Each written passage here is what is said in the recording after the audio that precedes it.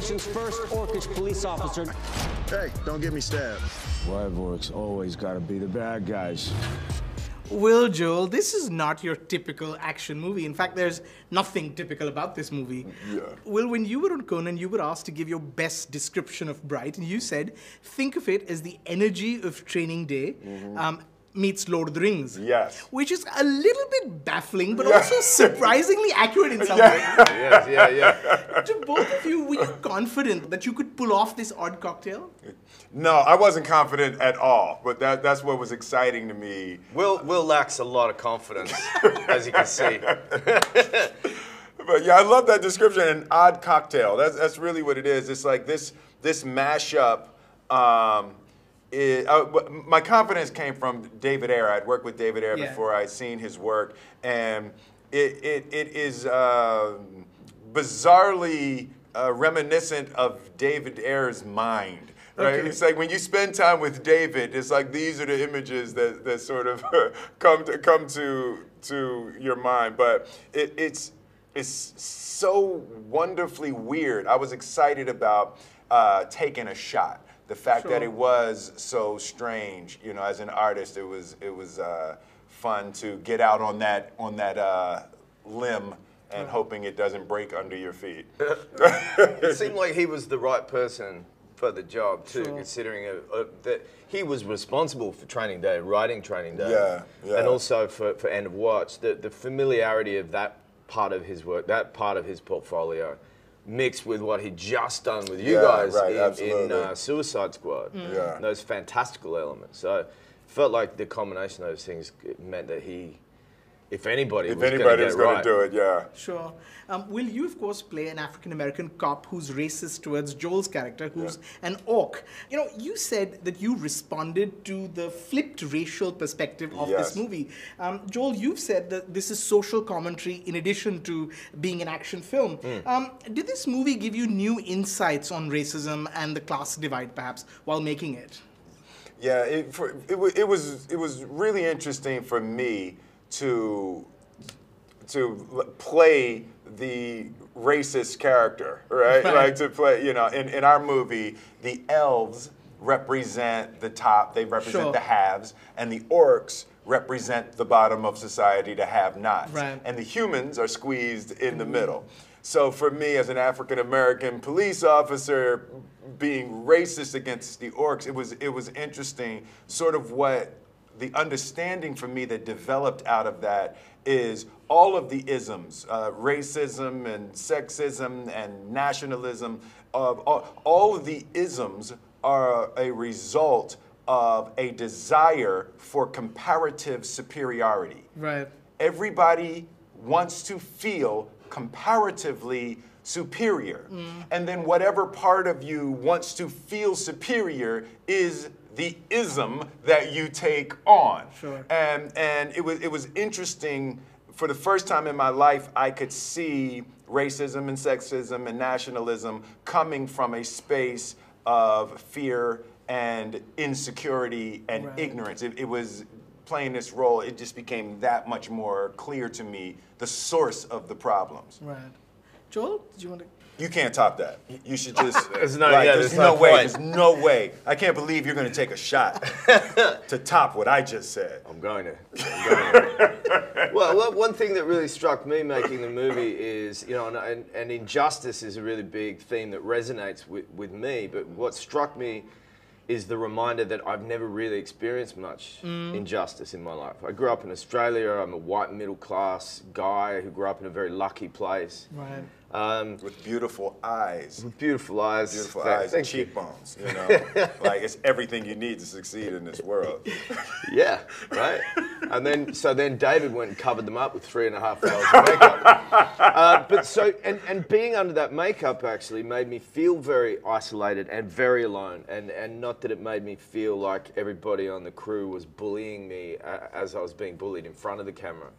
But it definitely made me feel isolated. And bullying is a big aspect of this movie, to the way my character's bullied. And I feel like racism and cultural kind of judgment is like a group form of bullying. It's a Yeah, group absolutely. bullying another group based on, you know, the choices you have or the birthright of religion or color of your skin. It's like a gang form of bullying. Right. And I really felt that as a character, and it was a real draw for me that we were making a big action movie, and yet at the same time, there was a very obvious and simple social, cultural kind of message there as well. That's better than what I said. That was better. It's a little It bit was better a than what little Will bit better. said. That's a little bit better. So you I'll give probably, that if you one. had a choice, you'd probably If you use my yours. answer. Yeah.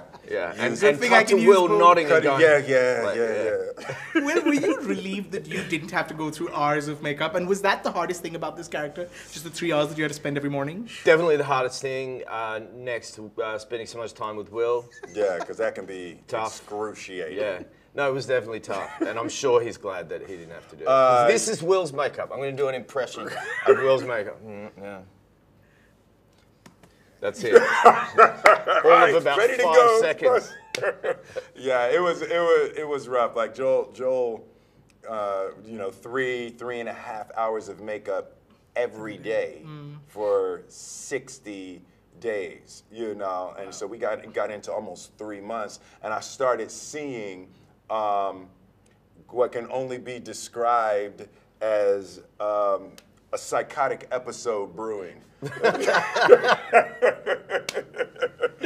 You know, Yeah, it because started to implode. Implode, yeah, you know. But was the voice a result of the makeup and the prosthetics, or was that part of the character then? No, I mean, I had this impression when I first read the script, and you got to understand, reading the script is as weird as watching the movie. I mean, you know, that I was going to have to create a monster, like an animal of some kind. Whereas what I really had to do was create a guy who just desperately wanted to be as human and as regular American human as possible. Right. And that was a result. The only affectation of the voice for me was that I had these big teeth. Right. So I had a little bit of a speech impediment, but yeah. Can't hide it, Wood. Humans have physical tells. Like the face. What's my face? The human who needs a lot more conjugal love type face. You know, there's a lot of pretty cool and pretty intense action in this movie. Does action get harder with age? Yes. Yeah. That was echo. Yeah. Yeah. That's so crazy. Yeah. You do a lot of that. Yeah. It's so, Joel was making a comment the other day, and he was saying, because I'm going to be 50 next year. Joel's significantly younger than that. But I'm speeding towards it too. But Joel was saying how you just get to a certain age, and you just wake up in the morning with a sports injury, and you have a sports injury, but only from sleeping. Like it's like, how do I have a sports injury just from sleeping? Yeah, And so then go and do an action sequence. Yeah, and then go do an action sequence on top of it. Yeah, so it definitely is getting harder, but fortunately CGI is advancing at the same rate. Yeah, and they keep making younger and younger stunt people Stunt as well, people, yeah. which is really cool. You know, India has the biggest movie industry in terms Yeah. of just the sheer volume of output, the number of movies that we make each year. But it seems like some of the threats that are looming over the film business are pretty universal, whether it's, fewer footfalls in the cinemas, whether it's platforms like Netflix taking audiences away from the cinemas, underperforming tent poles. How do you see the movie landscape changing over the next few years?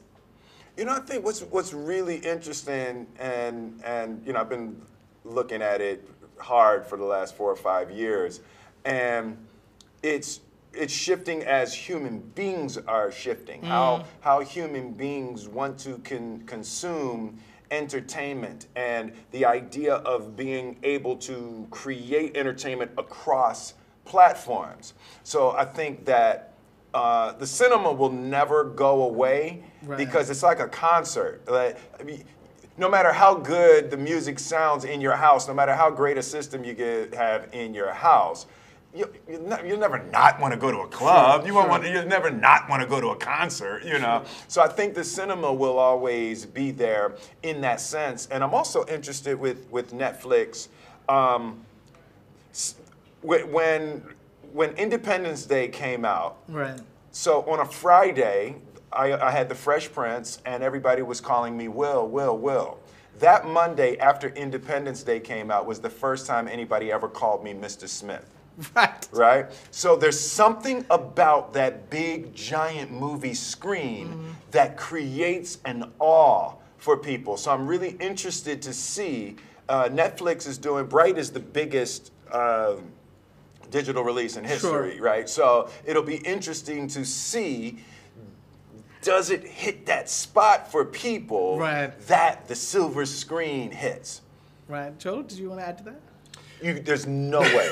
Joel, come on. There's no way. Just give me a chance. Okay, give me a chance. all right. No, I mean, you know, you're saying that Netflix and these platforms are pulling people away I'm from saying the there's cinema. many threats to the cinematic experience. Yeah, you know, look, I remember when I was a kid that people were talking about, you know, trying to keep the drive-in cinema alive. And as a kid, I was like, well, why would you want to keep the drive-in cinema alive? Because it wasn't part of my growing up. And now it's like I'm that person trying to keep the cinema experience alive. Because like Will was saying, I mean, you go and you get to commune with other people. You get to experience it with other people. Right. If you're watching things in your TV, you can't commune with too many other people, depending on how big your living room is. Yeah. But there is something to be said for people who have to travel 2 hours, 3 hours to watch the movie that they want to see. Right. When a company like Netflix or Amazon, whoever, they deliver that movie to your house. I mean, really, as filmmakers, I think what we want is for as many people as possible to see the movie. Sure. So there's arguments for it both sides. I still like to sit in the cinema. Yeah. But I also like to be lazy and Yeah. have a blanket and sit at home and, you know. Yeah. I think the people will dictate. Sure. The people will absolutely dictate. And I just can't imagine that we'll ever lose the date night of Friday night, going out to the theater to see the movie. I think there will be certain types of movies that you just have to see in the cinema. You know, it's like, who wants to see Avatar for the first time at home? You know, you want that communal, gigantic experience. Sure. Good luck and thank you so much. Thank you very much. Thank you. Thank you.